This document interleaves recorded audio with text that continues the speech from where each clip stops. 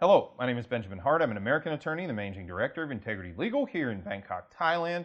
As the title of this video suggests, we're discussing the Foreign Affairs Manual, and specifically this comes up in the topic of U.S. immigration, and clients in our office sometimes ask me, well, what are you talking about, this Foreign Affairs Manual?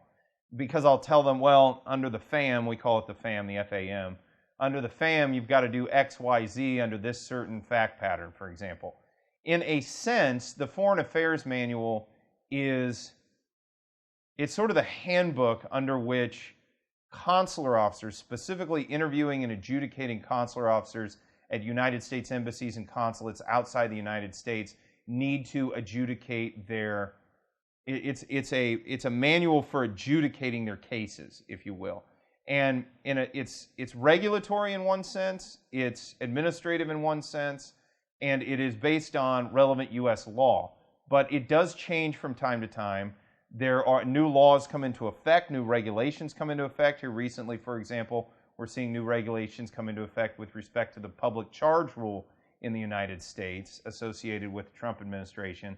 And as a result of this, we are seeing changes to the FAM associated with that. We're also seeing, just in a general sense, we see the FAM change rather frequently. Some years ago, I remember I had processed a Child Citizenship Act case, and for those who are unaware what that is, you can go ahead and go to the search function of our channel and just search Child Citizenship Act, and you'll find that information.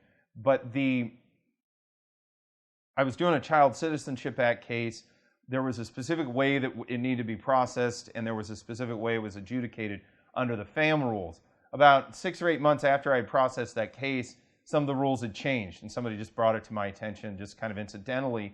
And this is just an anecdotal piece of information, but the thing to take away from it is this FAM, I won't say it's in a constant state of flux, but it does change from time to time as circumstances change, as policy changes occur, and also as rules change, as executive orders come down, etc. So the FAM is important. It should not be confused with the Field Officer's Manual at USCIS. That's a different type of document. It pertains to immigration officers in the United States under the auspices of the Department of Homeland Security.